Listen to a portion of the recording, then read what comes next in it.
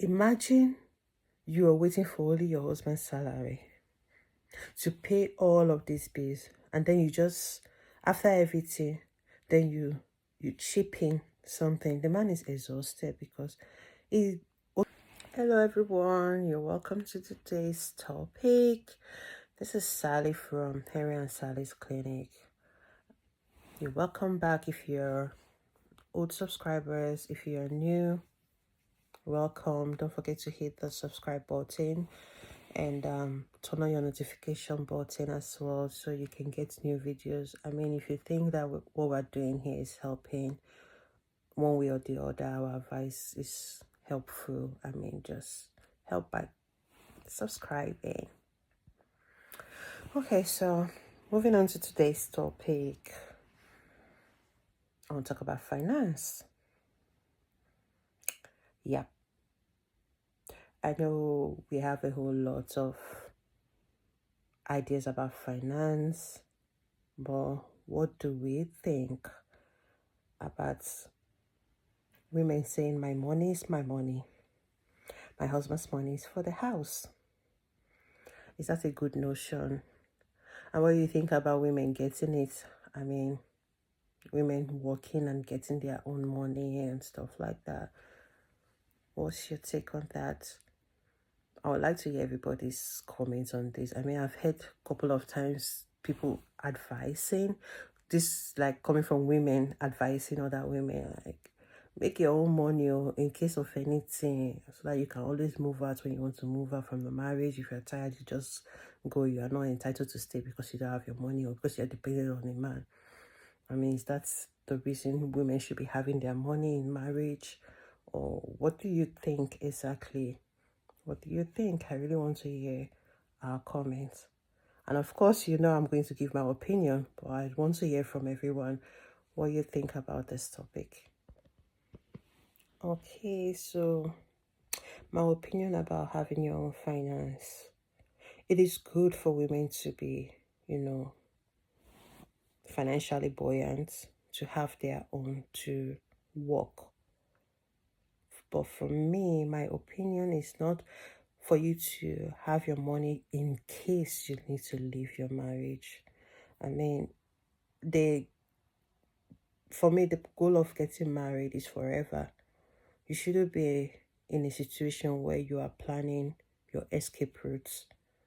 If you are going into a marriage having that plan of having your escape routes, you shouldn't even be in that marriage in the first place. That's my own opinion.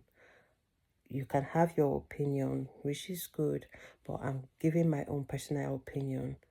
I don't want to be going into a marriage thinking about, okay, what if it doesn't work out? So I need to have a plan to leave if it doesn't work out. You should be getting into a marriage just for and have, and in case it doesn't work out. Yes, situations can happen along the line. I mean, situations do happen along the line, and people eventually tend to break or leave the marriage. But it shouldn't be your first priority of thinking about it like, oh, as I'm getting married now, let me have this in plan in case it doesn't work out. I'll have my means of living, or I'll have a way of living. At least I will not live empty-handed and all. That's my opinion. And another thing I want to say is that notion of my money is my money and my husband's money is for the home, I don't share in that idea as well. I mean, if you're married, you should be living as one. So what should be happening is both of your salary, both of your money is going into the household. I don't I don't want to say 50-50 as well. I don't like that label of 50-50.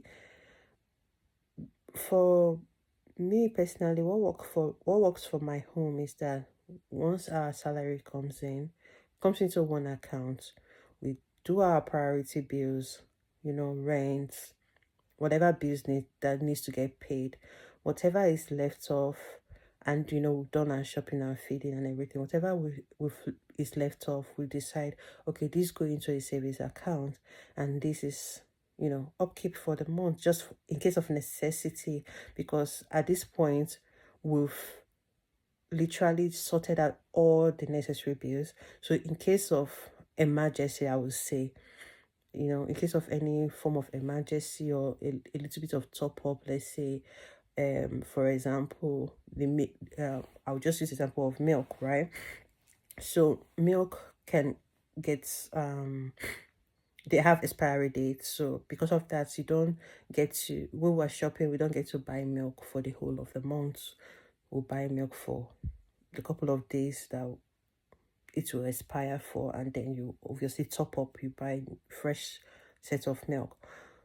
So in that case, there is like a little money of that aside for those kind of expenses, right? And then there's another kind of money that, just in case you needed to rush somewhere and the car is not available, you need to take a taxi, or you need to go get something done, you are not stranded.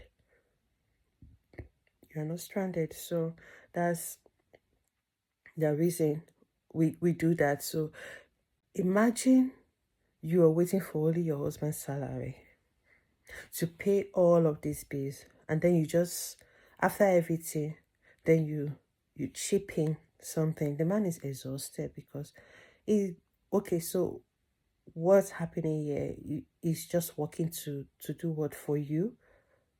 It sounds like he's been enslaved. Whether you put it that way or not, that's how it looks like. Let's get over that